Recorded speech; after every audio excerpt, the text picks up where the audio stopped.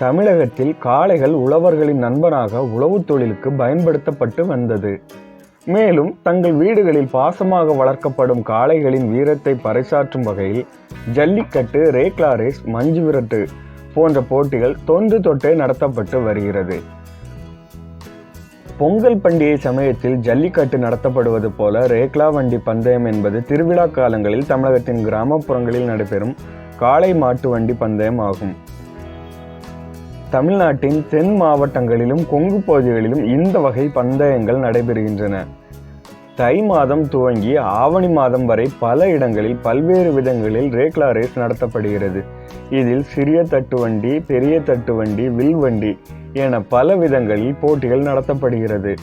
பாரம்பரியமாக பலரும் இந்த ரேக்லா பந்தயத்திற்காக காளைகளை பராமரித்து வருகின்றன. அப்படி ரேக்லா ரேஸிற்கு வளர்க்கப்படும் காளைகள் குறித்தும் அதன் பராமரிப்பு முறைகள் குறித்தும் சுமார் 40 ஆண்டுகளுக்கு மேலாக ரேக்லா ரேஸில் ஈடுபட்டு வரும் கண்ணன் கூறுகையில், என் பேர் மெய்யன், என்னை கூப்பிடுறது கண்ணன் கூப்பிடுவாங்க. எங்கள் அப்பா இறந்து ஒரு 2 வருஷம் ஆச்சு. எங்கள் அப்பா கிட்டத்தட்ட 65-20 எங்கள் அப்பாவோட 20 வயசுலேருந்தே மாடு வச்சுட்டு இருக்காங்க. எனக்கு அறிவு தெரிஞ்சு நான் பிறந்ததுலேருந்தே எங்கள்கிட்ட காளைகள், மாடுகள், வண்டி எல்லாமே உண்டு. விவசாயத்துக்கு யூஸ் பண்ணிகிட்டு இருந்தோம். இப்போ முன்னாடியே ரேஸுக்கு கலந்துக்கிறது இந்த மாதிரி இதெல்லாம் உண்டு. என்னுடைய வயதுக்கு தெரிஞ்சு எங்கள் வீட்டில் எனக்கு இப்போ 50 வயசாச்சு. நான் பிறந்ததுலேருந்தே நான் மாடு கூட தான் நான் பழகிருக்கேன். நிறைய காளைகள் வச்சுருக்கோம். பெரிய பெரிய ஜோடிகள் வச்சு நாங்கள் ரேஸில் எல்லாம் கலந்துருக்கிறோம். விவசாயம் நல்ல முறையில் பண்ணிகிட்டு இருந்திருக்கிறோம். இது போக எங்ககிட்ட வண்டிகளும் விதவிதமான வண்டிகளும் உண்டு. நாங்கள் பழைய பேர் சொல்லக்கூடிய அளவுக்கு கன்னியாகுமரி மாவட்டத்தில் ரெக்கார்ட் பிரேக் பண்ணக்கூடிய அளவுக்கு நாங்கள் மாடு வச்சுருக்கோம். மேலகிருஷ்ணமுத்தூரில் ஒரு 1975 ஒரு பந்தயம் நடந்து அதில் 1 மைல் எங்கள் காலை 2 நிமிஷமும் 3 செகண்டில் போய் ரெக்கார்ட் பிரேக் பண்ணிச்சு. அதை இது வரைக்கும் எந்த மாடும் முறியடிக்கலை. இனிமேல் முறியடிக்கிறது சந்தேகம்தான். ஏன்னா இப்போ 1 கிலோமீட்டர் தான் எல்லா மாடும் 1:56, 1:57 ஓடுது. அது 1 மைல் 1.5 கிலோமீட்டர் 2 நிமிஷமும் 3 நொடியிலையும் ஓடி இருக்கு. இப்போ இருக்கக்கூடியதில் பேர் சொல்லக்கூடிய அளவுக்கு நிறைய பேர் இருக்காங்க. அதுலேயும் ஒருத்தர் தான் நம்ம அண்ணன் முருகண்ணை. அவங்க ஊர் அவங்களுக்கு கடுக்கரை. அவங்க கொரண்டி முருகன்னு சொல்லுவாங்க. அவங்க கொரண்டியில் இருக்காங்க, முருகன் சொல்லுவாங்க. அவங்க இப்போ நல்ல ஒரு ஓட்டுநர். இதேமாரி 2-3 நிறைய பேர் இருக்கிறாங்க. இது போக இவங்க தான் லாடம் கட்டக்கூடியவர். மாட்டுக்கு லாடம்லாம் கட்டக்கூடிய இவர் பேர் ராஜ். இவர் கோட்டாரில் பட்டறை வச்சிருக்காரு. இது நம்ம ஃப்ரெண்டு அன்னை ஐயப்பண்ணை. இவங்கள்ட்டையும் மாடெல்லாம் இருக்குது. அவேராமன் கோயிலில் வச்சுருக்காங்க. அது எங்கள் சித்தப்பா, எங்கள் அப்பாவோட தம்பி. மாடெல்லாம் பராமரிக்கிறது சித்தப்பாவும் அப்போ நானும் தான். சிறுகாளைகள்லாம் 2 பல் கண்ணுக்குட்டி இருக்குது. அப்புறம் 6 பல் காளைகள் இருக்குது. இப்போ தான் நாங்கள் 2 கண்ணுக்குட்டி அண்ணனுக்கு தான் இப்போ நாங்கள் விலைக்கு கொடுத்தோம். அப்புறம் இப்போ 2 வாங்கியிருக்கோம். இது போக இப்போ பெரிய காளைகள் 2 அண்ணன் வாங்குறதுக்கு தயார் பண்ணிகிட்டு இருக்கோம். வண்டி, அதாவது இந்த ரேக்லா ரேஸுக்கு பயன்படுத்தக்கூடிய வண்டிகள் எத்தனை விதமான வண்டிகள் இருக்கு? இதுல நீங்க எத்தனை விதமான வண்டிகள் வச்சிருக்கீங்க? இப்போ ஆமா, நம்ம ரேஸ்ல முன்னாடி 2 விதமான வண்டி தான். ஒன்று தட்டு வண்டி, ஒன்று வில்லு வண்டி. அப்படி 2 விதம் தான் உண்டு. இப்போ இளைஞர்களை அதுக்குள்ள இழுக்கணும்னு சொல்லதுனால எல்லாரும் சின்ன காளைகளை யூஸ் பண்றதுனால சின்ன தட்டுன்னு ஒன்று வச்சிருப்போம். 2 பல்லுக்கு கீழே அது சின்ன சின்ன மாடுகள் ஓடக்கூடியது. அதுக்கு தகுந்தாப்புல இப்போ எல்லாருமே சைக்கிள் வீல் போட்டு பண்ணுவாங்க. அந்த வண்டியும் நம்மக்கிட்ட இருக்கு. இது போக தட்டு வண்டியிலையும் பெரிய காளைகள் ஓடுறதுக்கு கொஞ்சம் நீள போல் உள்ள வண்டி வேணும், அது இருக்கு. சின்ன போல் உள்ளது இருக்கு. ஒத்த போல்னு சொல்லுவாங்க, அது இருக்கு. அதுக்கப்புறமா ரெட்டை போல் வண்டின்னு சொல்லி தட்டு வண்டியில அது பெரிய வண்டி, அது இருக்கு. அதுக்கப்புறம் வில் வண்டியில பழைய டைப் வண்டி இப்போ தான் அதை நான் ரெடி பண்ணினேன். நான் நிற்கிற வண்டி நான் இப்போ ரெடி பண்ண வண்டி தான். இது இப்போ ரெடி பண்ணுறதுக்கு எனக்கு கிட்டத்தட்ட 2.5 லட்சம் ரூபா ஆச்சு. எல்லா பித்தாளை ஜாமானெல்லாம் வச்சு எல்லாமே. இதெல்லாம் வெள்ளை பித்தாளை. இன்னும் இருக்கிற திங்ஸ் எல்லாமே, ஃபிட்டிங்ஸ் எல்லாமே வெள்ளை பித்தாளைன்னு சொல்லுவாங்க. இது வச்சு நம்ம ரெடி பண்ணது. இதே மாதிரி வண்டிகளில் இதே மாதிரி தான் ஒரு 4 வகை வண்டி தான். இது கன்னியாகுமரி மாவட்டத்தில் இந்த டைப் வண்டி. நீங்கள் கோயம்புத்தூர், பொள்ளாச்சி சைடு போனீங்கன்னா அது வேற விதமான வண்டி. கன்னியாகுமரி மாவட்டத்தில் சிறப்பு வாய்ந்தது இந்த வண்டிகள் தான். டைமிங், அதாவது ரேக்லா ரேஸுங்கிறப்போ டைமிங் மட்டும்தான் எடுக்கிறாங்க. இப்போ வேற மாவட்டங்கள்லாம் எப்படி? வேற மாவட்டங்களில் டிஸ்டன்ஸ் மைல் ரேஸ்ன்னு சொல்லுவாங்க. 6 மைல், 4 மைல் அந்த மாதிரி வைப்பாங்க. அது எப்படின்னு சொன்னா, துண்டு குலுக்கி போட்டு இப்போ 10 வண்டி கலந்துக்கிட்டுனா 10 துண்டு எடுப்பாங்க. அதில் வருஷப்படி விடுவாங்க. அதில் கடைசி வரக்கூடிய வண்டியும் ஃபர்ஸ்ட் வரதுக்கு வாய்ப்பு உண்டு. ஏன்னா அது ஓவர்டேக் பண்ணி போகக்கூடிய ரேஸு. அதில் வந்து சில மாடுகள் ஒழுங்காக ஓடி வரும், சில மாடுகள் வெளியே போயிட்டு ரெண்டாவது திருப்பி ஓடி வந்து பைதா கலந்து போய் ப்ரைஸ் எடுத்ததெல்லாம் நிறைய வீடியோஸ்லாம் நீங்கள் பார்த்துருப்பீங்க. அப்படியே நிறைய ரேஸுகள் இருக்குது. ஆனால் இங்கே கன்னியாகுமரி மாவட்டத்தில் வந்து நமக்கு ஃபிக்ஸடாக 1 கிலோமீட்டர் அப்படி வச்சு தான் நம்ம இதுவரைக்கும் கன்னியாகுமரி மாவட்டத்தில் ரேஸ் நடந்துட்டு இருக்கு. இப்போ கோயம்புத்தூர் சைடு பார்த்தீங்கன்னா 200 மீட்டர் 300 மீட்டர் ரேஸ் இருக்குது. நாங்களும் இப்போ வந்து அதை இடையில வைக்கலாமான்னு ஒரு பிளான் பண்ணோம். ஆனால் அதை விட இதுதான் நமக்கு வந்து 1 கிலோமீட்டர் ஓடினா தான் அந்த மாடுடைய அந்த திறன் தெரியும்னு சொல்லிக்கிட்டு நாங்கள் இப்போ 1 கிலோமீட்டர் ரேஸ் தான் வச்சிருக்கோம்.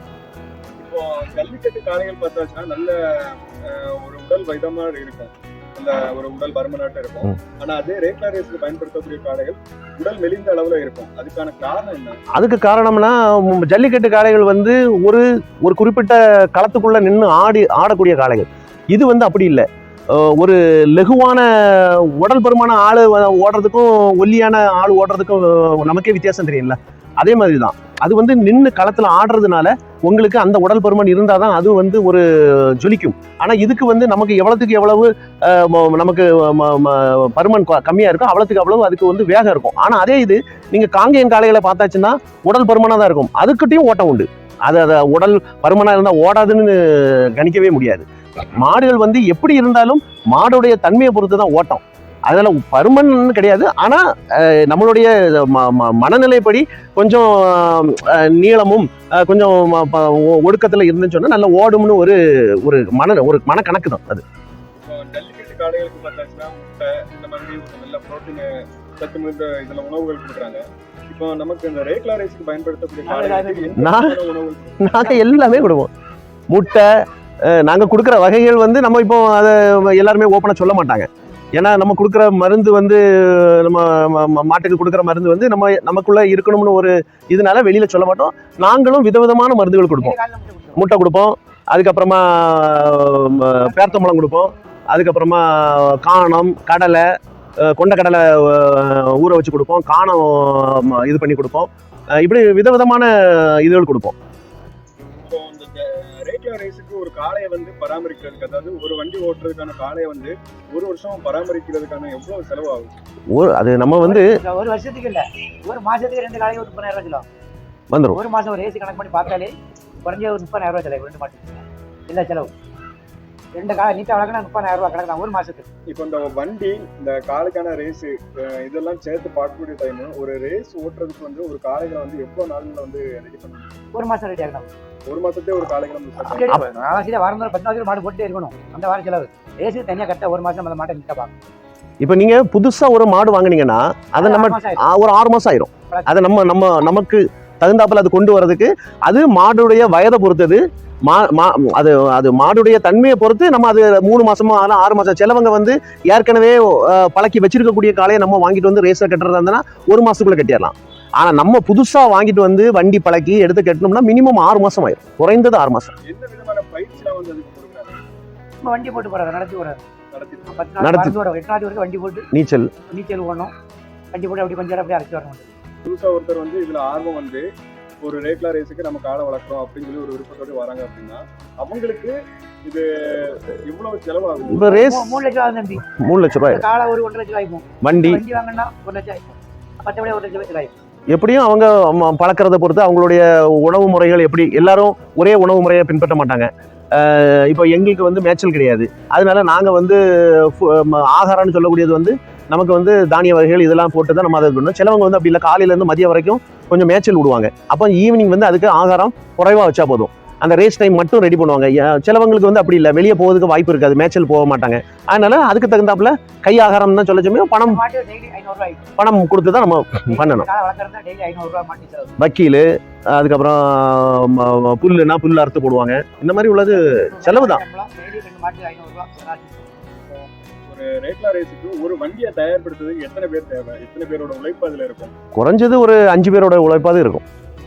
ஏன்னா ஒரு வண்டி கொண்டு வந்து ஏற்றி எடுத்து கொண்டு இறக்கி அதை நம்ம மாடு பூட்டி, சில மாடு வந்து பூட்டினா நிற்கும், சில மாடு 2 பேர் 3 பேர் சேர்ந்து பூட்டினா தான் நிற்க முடியும். ஆனால் என்னன்னு சொன்னா இது வந்து எப்படின்னா ஒரு நட்பின் மூலம் நடக்கக்கூடிய விஷயங்கள் தான் இதெல்லாம். இப்போ நாங்கள் பூட்ட சமயத்தில் ஒரு காலை நமக்கு இதுன்னு சொன்னால் அங்கே நிற்கக்கூடியவங்க நமக்கு எல்லாமே நண்பர்கள் தான், எல்லாருமே உதவிகள் பண்ணுவாங்க.